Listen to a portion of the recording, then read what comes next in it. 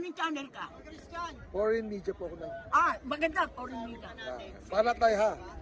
I will talk. Yeah, English, mas maganda. Yes, even, you know, we are Filipino citizen.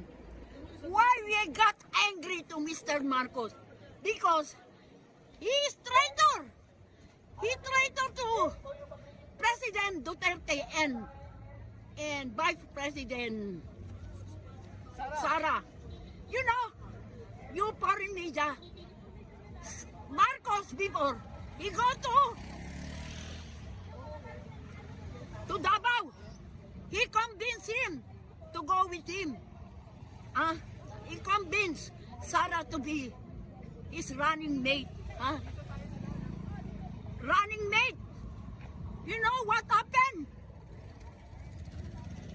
After that, he impeached Sara. He impeached Sara because of 125 million. Is that money? How about the Comelec?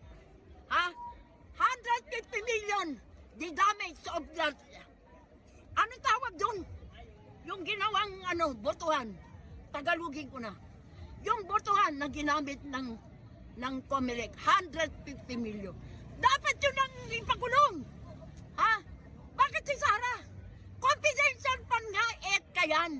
Yung EDCA, hindi niya pwedeng sabihin kung sino mga gumamit ng pera.